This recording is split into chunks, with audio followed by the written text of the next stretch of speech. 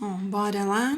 Vamos falar um pouquinho sobre o Teorema de Pitágoras, né? Então, aqui eu coloquei um exemplo. O Teorema de Pitágoras, ele é aplicado no triângulo retângulo.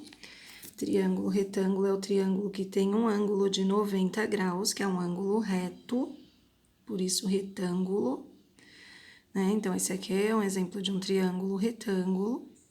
E nós aplicamos o Teorema de Pitágoras para encontrar um dos lados do triângulo retângulo, para encontrar, às vezes, a diagonal de um quadrado, e tem várias outras aplicações para esse teorema. Então, para a gente começar a entender, vamos definir algumas coisas no triângulo retângulo. Então, o triângulo retângulo tem um ângulo reto, que é o ângulo de 90 graus, dois ângulos agudos.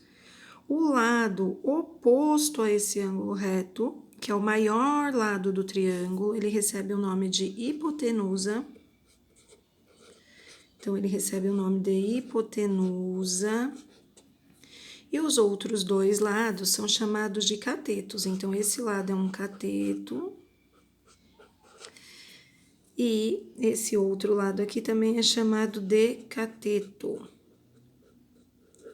Tá? São os dois catetos e a hipotenusa. E o Teorema de Pitágoras, né, por meio de várias demonstrações, que ele chega à conclusão, né, de que toda vez que eu tiver a medida da minha hipotenusa elevada ao quadrado, vai ser igual à soma dos quadrados dos catetos, né? Então, é isso que diz o Teorema de Pitágoras, que esse lado maior aqui, a minha hipotenusa ao quadrado, vai ser sempre igual a esse cateto ao quadrado, mais esse cateto ao quadrado.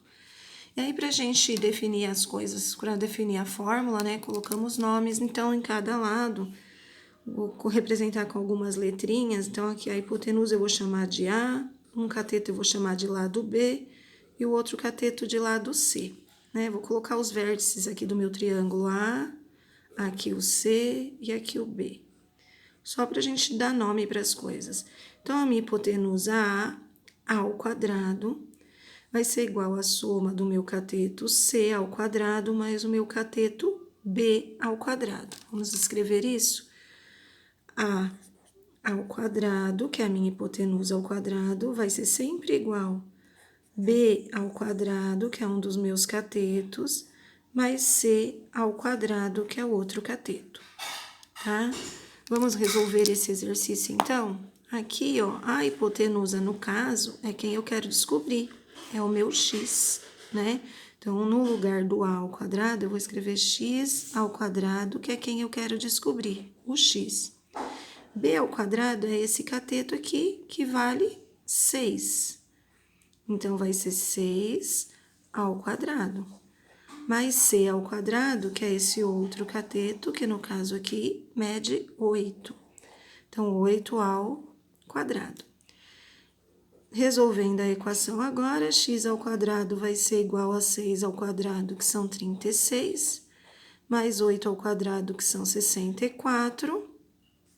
Continuando, x ao quadrado igual a 36 mais 64, 100.